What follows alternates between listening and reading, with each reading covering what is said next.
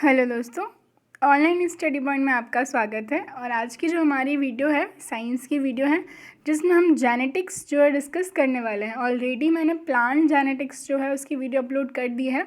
और आज जो जेनेटिक्स है डज मीन कि हम जो ह्यूमन जेनेटिक है, ठीक है ना, मानव अनुवांशिकी जो है उसके बारे में सारे जो प्रीवियस ईयर में पूछे हुए क्वेश्चंस और सारे रिलेटेड इंपॉर्टेंट फैक्ट्स डिस्कस करेंगे। तो वीडियो को लास्ट तक देखिएगा। वीडियो को पसंद आता है तो लाइक एंड शेयर ज़रूर करें। और आपने अगर अभी तक चैनल को सब्सक्राइब नहीं किया है तो प्लीज़ चैनल को सब्सक्राइब करें, बेल आइकन प्रेस करें। और वीडियो का PDF डाउनलोड करने के लिए आप हमारा टेलीग्राम ग्रुप ज्वाइन कर सकते हैं। ओके, आइए शुरू करते हैं आज की वीडियो। तो पहला क्वेश्चन है, मनुष्य में कौन से क्रोमोजोम जो है इनको क्या बोलते हैं, गुणसूत्र भी इनको बोला जाता है, कि मिलने से बालक का जन्म होता है। ठीक है, तो यहाँ पे आपको सिंपली एक चीज़ समझनी है कि जो फीमेल्स होती हैं उनमें जो क्रोमोजोम्स होते हैं वो कौन से होते हैं, एक्स होते हैं। और जो मेल्स होते हैं उनमें XY होते हैं। ठीक है ना, तो जब फीमेल का X और मेल का Y, जब ये क्रोमोजोम मिलते हैं तो क्या होता है, बॉय होता है, यानी कि बालक होता है। ठीक है, तो इसका जो आंसर है वो कौन सा होगा, C वाला आंसर करेक्ट होगा। ठीक है, जो पुरुष हैं उनका Y और जो स्त्री हैं उसका X। ओके, नेक्स्ट क्वेश्चन देखते हैं, निम्नलिखित में से कौन सी बीमारी अनुवांशिक है। ठीक है ना, तो कौन सा डिसऑर्डर है जो जेनेटिक डिसऑर्डर है। ठीक है, तो इसमें से कौन सा है, तो वह है हीमोफीलिया। ठीक है, haemophilia as a kind of genetic disorder, एक अनुवांशिक बीमारी है। इसमें होता क्या है कि जो जब कभी भी चोट लग जाती है, ठीक है, या मतलब कोई भी इंजरी हो जाती है तो ब्लड क्लॉटिंग नहीं होती है नॉर्मली। ठीक है, ब्लीडिंग कंटिन्यूसली होती रहती है, ब्लड क्लॉटिंग होने में प्रॉब्लम होती है। कभी एक एक्सटर्नल ब्लीडिंग भी हो सकती है और इंटरनल ब्लीडिंग भी इसमें पॉसिबल है। ठीक है, तो क्या होता है कि ये जो बीमारी है, ठीक है, ये जो बीमारी है, ये जो डिसऑर्डर है, इसको ट्रीटमेंट से मतलब इसमें हेल्प तो मिल सकती है, बट ये पूरी तरीके से कभी भी क्योर नहीं हो सकता। ठीक है ना, जेनेटिक डिसऑर्डर होते हैं लगभग ये प्रॉब्लम उन सारे में होती है। ठीक है, तो इनमें से जो जेनेटिक डिसऑर्डर एक अनुवांशिक बीमारी कौन सी है, हीमोफीलिया है, याद रखिएगा। और वीडियो को ज़्यादा से ज़्यादा लाइक एंड शेयर ज़रूर करें, चैनल को सब्सक्राइब करें। और अभी तक अगर बेल आइकन प्रेस नहीं किया है then please do press the bell icon, जिससे वीडियो का नोटिफिकेशन आपको सबसे पहले मिल पाए। और चैनल की अगर किसी भी वीडियो का नोटिफिकेशन आपको नहीं मिल पाता है तो आप सिंपली हमारा टेलीग्राम ग्रुप ज्वाइन कीजिए, वहाँ पर हर एक वीडियो का नोटिफिकेशन आपको अवेलेबल हो जाएगा। ओके, नेक्स्ट देखते हैं, अनुवांशिकता के जनक कहे जाते हैं। तो ये हम पहले डिस्कस कर चुके हैं कि अनुवांशिकता के जनक किसको बोला जाता है, तो ये बोला जाता है मेंडल को। ठीक है ना, ग्रेगर जोहान मेंडल को सबसे पहले जेनेटिक्स के बारे में, अनुवांशिकता के बारे में जो इन्फॉर्मेशन दी थी वो इन्होंने ही दी थी, इसलिए इनको क्या बोला जाता है, फादर ऑफ जेनेटिक्स, यानी कि अनुवांशिकता के जनक। ठीक है, इन्होंने क्या किया था, 2 क्रॉस करवाए थे जो मटर के पौधे थे उनके बीच में, एक जो मोनोहाइब्रिड यानी कि एक संक्रिय और दूसरा डायहाइब्रिड। ठीक है ना, जो द्विसंक्रिय था। और मोनोहाइब्रिड का जो रेशियो था वो क्या था, 3:1, ये पूछा गया है एग्जाम में। और डायहाइब्रिड का जो क्या था, 9:3:3:1। ओके, ये भी याद रखिएगा। नेक्स्ट देखते हैं, अनुवांशिकी की इकाई है। तो जो अनुवांशिकी है इसकी इकाई क्या होती है, तो ये मैंने आपको बताया है। ये क्या होती है, जीन होती है। ठीक है ना, जीन जो होती है ये अनुवांशिकी की इकाई होती है। ये आप समझ सकते हैं कि जीन एक पार्ट है DNA का। ठीक है ना, जीन जो है पार्ट है DNA का, और ये कैरी करते हैं कौन, क्रोमोजोम्स इनको कैरी करते हैं। और जो पेरेंटल कैरेक्टर्स होते हैं ये इनको पेरेंट्स से चाइल्ड में ट्रांसफ़र करते हैं। ठीक है, नेक्स्ट क्वेश्चन देखते हैं, अनुवांशिक यूनिट अर्थात जीन होते हैं। तो जीन जैसे कि मैंने बताया कहाँ होते हैं, तो ये कैरी किए जाते हैं गुणसूत्रों यानी कि क्रोमोसोम्स के द्वारा। क्रोमोसोम्स में जो होता है क्या, जीन्स कैरी करते हैं क्रोमोसोम्स को, और मतलब क्रोमोसोम्स जीन्स को कैरी करते हैं। और पेरेंटल जो कैरेक्टर्स हैं, जो भी ट्रेट्स हैं, वो क्या है, पेरेंट्स से उनके जो भी बच्चे हैं उनमें जाते हैं। ठीक है, और यहाँ पर आपको ये बात याद रखनी है कि जो जीन जो टर्म है ये सबसे पहले किसने दिया था, जोहानसेन ने दिया था 1909 में। और जो W वॉटसन थे इन्होंने जेनेटिक्स वर्ड सबसे पहले दिया था। नेक्स्ट देखते हैं, जीन है। तो जीन क्या है, तो जीन जो है DNA का ही एक भाग है जो कैरी किया जाता है क्रोमोसोम्स यानी कि गुणसूत्र के द्वारा। ठीक है, अब हम बात कर लेते हैं DNA की। तो एक्चुअल में डीएनए होता क्या है ये हमको पहले पता होना चाहिए। तो डीएनए और आरएनए दो चीज़ें होती हैं, ठीक है ना। तो डीएनए क्या होता है, डीएनए की जो शुगर होती है वो कौन सी होती है, डीऑक्सीराइबोज, ठीक है ना। तो डीएनए का जो फुल फॉर्म होता है वो क्या होता है, डीऑक्सीराइबो न्यूक्लिक एसिड, ये डीएनए का फुल फॉर्म होता है। और इसमें जो नाइट्रोजन बेस होता है, ठीक है, 4 मॉलिक्यूल से मिलकर ये बनता है, पहले भी मैंने बताया है, still I am telling you. 4 molecules जो है इंटरकनेक्ट होते हैं आपस में, thymine, adenine, cytosine and guanine. और जो आरएनए होता है उसमें थाइमीन की जगह पर क्या हो जाता है, यूरेसिल हो जाता है, ठीक है। और जो डीएनए का स्ट्रक्चर होता है वो डबल स्ट्रक्चर होता है, जैसे कि हमने कहा है डबल हेलिक्स स्ट्रक्चर जो है डीएनए का। और इसके बाद आरएनए जो होता है वो सिंगल होता है, सिंगल स्ट्रक्चर होता है। और जो डीएनए है, डीएनए मेनली न्यूक्लियस में मिलता है यानी कि केंद्रक में मिलता है। और जो आरएनए है, ठीक है, जो आरएनए मिलता है वो कहाँ पर मिलता है, वो न्यूक्लियस में और साइटोप्लाज्म में, दोनों में मिलता है, ठीक है। तो ये याद रखिएगा आप। और आरएनए का फुल फॉर्म तो राइबो न्यूक्लिक एसिड, ठीक है। और जीन क्या है, तो जीन जो है भाग है डीएनए का।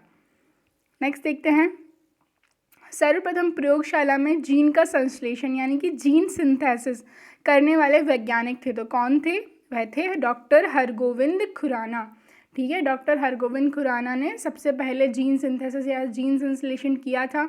ये जो थे एक इंडियन अमेरिकन बायोकेमिस्ट थे और इनको 1968 में जो है नोबेल प्राइज़ मिला था in the field of medicine. Next देखते हैं, एक जीन एक एंजाइम। तो ये जो सिद्धांत है ये किसके द्वारा दिया गया था, ये सिद्धांत दिया गया था वीडल व टैटम ने, ठीक है। तो इनके जो पूरे नाम है वो क्या है, George Videl and Edward Tatum, ठीक है। इनने ये सिद्धांत दिया था 1 जीन 1 एंजाइम, एक जीन एक एंजाइम। इसमें क्या, जो प्रत्येक जीन है ना, हर एक जो जीन है वो एकल एंजाइम के उत्पादन के लिए जिम्मेदार होता है, ठीक है। ये जो सिद्धांत था ये इन्होंने दिया था, और कब दिया था, 1958 में, ठीक है, 1958 में। और इनको नोबेल प्राइज़ भी दिया गया था, ठीक है। इनको नोबेल प्राइज़ दिया गया था कि जो जीन है उसका जो बायोकेमिकल इवेंट्स होते हैं हमारी सेल्स में, तो उसको रेगुलेटिंग करने में, उसका रेगुलेट करने में क्या रोल होता है, उसके लिए इनको 1958 में ही नोबेल प्राइज़ दिया गया था। नेक्स्ट देखते हैं, जीन को व्यक्त किया जाता है। तो जीन को क्या व्यक्त किया जाता है, आनुवांशिकता की इकाई बिल्कुल होती है, डीएनए का एक भाग होता है, ये भी मैंने आपको बताया, और उत्परिवर्तन की इकाई भी जो है ये होती है। इसलिए जो तीनों ऑप्शन है ये करेक्ट है। नेक्स्ट देखते हैं, जीन का वर्तमान नाम देने वाले वैज्ञानिक थे। तो जीन का जो नाम है किसके द्वारा दिया गया था, तो जोहानसन के द्वारा 1909 में ये नाम दिया गया था, ठीक है, ये याद रखिएगा। और जो जेनेटिक्स जो नाम है वो 1905 में डब्ल्यू वॉटसन ने दिया था, ओके। नेक्स्ट देखते हैं, कोशिका में पाया जाने वाला आनुवांशिक पदार्थ है। तो कोशिका में कौन सा आनुवांशिक पदार्थ पाया जाता है, तो डीएनए जो है सेल के न्यूक्लियस में प्रेजेंट होता है, जैसे कि मैंने आपको बताया। और डीएनए का ही पार्ट होती है जीन, और जीन को कौन कैरी करता है, तो क्रोमोसोम यानी कि गुणसूत्र।